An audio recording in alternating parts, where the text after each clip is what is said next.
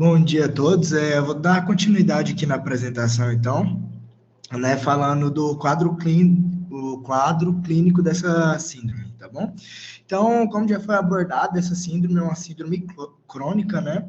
Então, vai apresentar um quadro crônico de dor abdominal, que pode ser recorrente ou episódica mesmo, associada a uma alteração do hábito intestinal, tanto constipativo ou pode ser diarreico também. Apresentando junto distensão abdominal, e esses fatores eles não são explicados por uma anormalidade anatômica ou metabólica.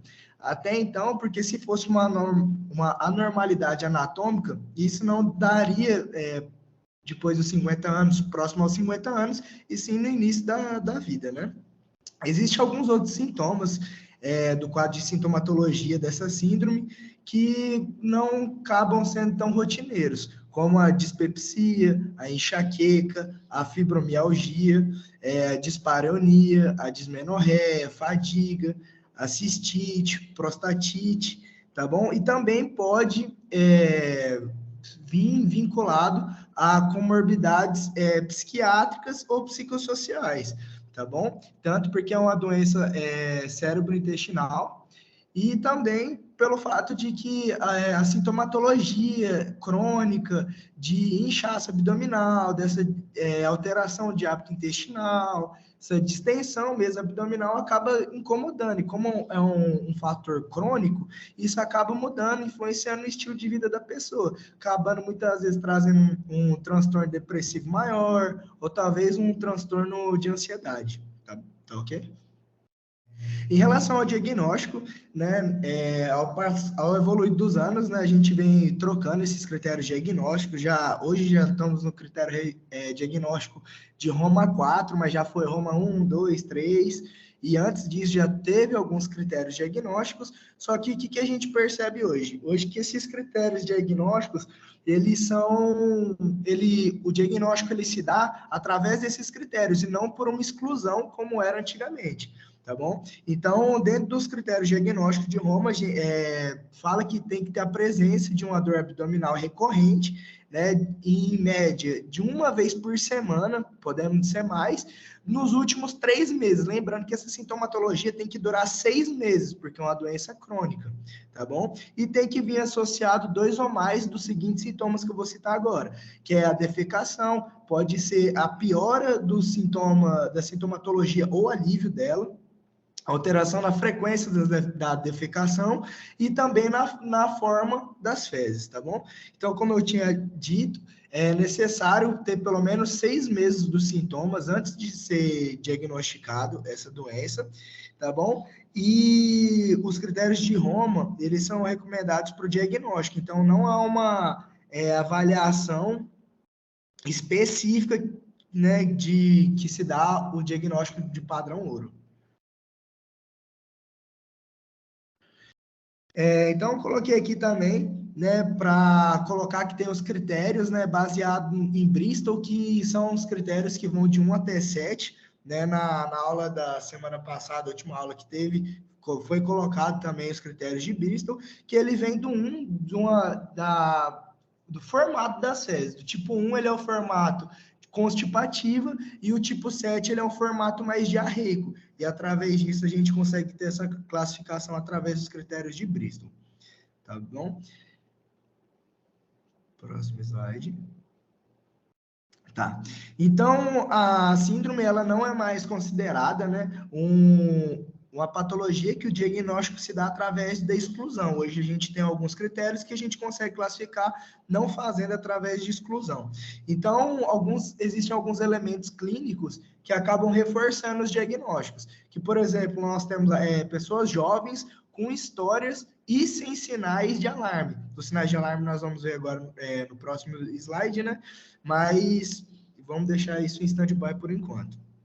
Então, a gente tem a presença de eventos psicossociais relevantes, igual havia dito, a gente pode ter alguns comorbidades psiquiátricas envolvendo na patologia, tanto pelo fato dela ser uma patologia, é uma síndrome cérebro-intestinal, quanto pelo fato de ser uma síndrome crônica que afeta os hábitos intestinais da pessoa, conseguindo proporcionar esse desconforto psíquico, tá bom? Tem a superposição de diferentes sintomas funcionais, pode ter também uma história longa e repetida dos mesmos sintomas ao longo do tempo, tá bom? Ao longo do decorrer da vida da pessoa, a pessoa pode ter isso que nos favorece a pensar nessa síndrome, tá? Então, tem também investigação negativa, que o erro de diversos diagnósticos a gente consegue descobrir e a fazer o achado dessa síndrome, e em qualquer idade também.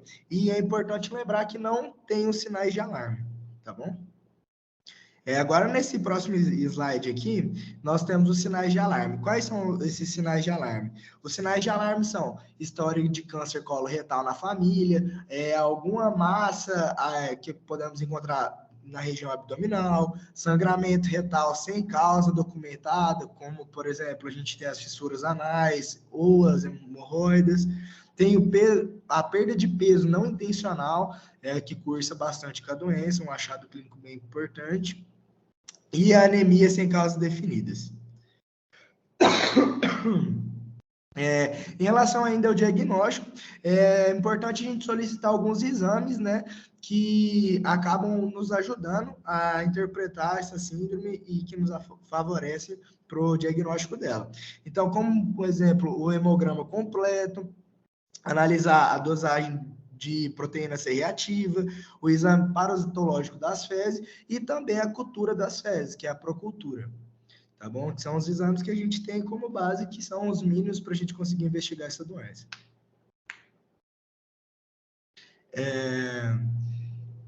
Em relação ao tratamento, a gente tem que pensar em relação à dieta, né? Então, a gente tem que orientar o paciente a ter uma dieta normal e evitar os food maps, que são o conjunto, né, dos alimentos fermentáveis que são mal absorvidos pelo organismo e que podem gerar um grau de desconforto intestinal, né? Eles são classificados, né, esses food maps, como os sacarídeos, né? O oligosacarídeo, disacarídeo, monossacarídeo e etc. Então, a gente também tem que, principalmente nos casos constipativos, nós temos que pensar em fazer a suplementação de fibras e de água, justamente para tentar evitar essa constipação e favorecer o trânsito intestinal. Atividade física também é dentro dos tratamentos e isso é bem individualizado, o uso de medicamentos, tá bom? Então, como foi falado, né, o tratamento da síndrome, ele difere de pessoas a pessoas, porque nem todo mundo vai ter o mesmo quadro clínico. Por exemplo, um podendo apresentar um quadro de constipação, outro mais diarreico. Então, temos que colocar isso dentro da balança. Então, dentro das alternativas farmacológicas que temos acesso, a gente inclui os agentes de ação periférica, de ação sistemática e modulador de microbiota. Então, o medicamento que a gente tem de controle de diarreia é a loperamida, e de constipação a gente pode fazer a suplementação de fibras hidrossolúveis, igual eu havia dito, o uso de laxante osmótico, que é o polietileno glicol, e o amolecedor de bolo fecal estimulante. Esse polietileno glicol, ele é uma substância bem curiosa, inclusive, que eu estava estudando aqui para aula, eu não sabia que ela era um laxante osmótico, mas essa substância está presente em diversas coisas, né? Inclusive na cerveja, que é uma das coisas que mais me chamou a atenção, tá bom? E ainda, né, dentro do tratamento pode ser prescrito antipamódicos e relaxantes musculares, justamente para aliviar essa dor abdominal e favorecer esse trânsito intestinal, né? Que, por exemplo, um paciente que está com diarreia, o trânsito intestinal dele está muito rápido, favorecendo que o líquido continue dentro do intestino e assim as fezes saindo amolecidas. Pelo fato de você administrar um agente antipamódico, ele vai fazer com que esse trânsito intestinal reduza, sendo mais absorvida a água na sua porção final intestinal, tá bom? A gente pode administrar também os antagonistas da 5-HT3, que é a ondansetrona, que são antieméticos, e também os antidepressivos tricíclicos e os inibidores seletivos da recaptação de serotonina. Lembrando também que é uma síndrome que cursa com comorbidades psiquiátricas e psicossociais. Então, isso não pode passar batido também, a gente tem que estar favorecendo o nosso paciente em relação a isso. Tá bom? Se não me engano, esse é o último slide mesmo. E se alguém tiver alguma dúvida, alguma coisa, algum ajuste para falar, né? Algum comentário, estamos à disposição.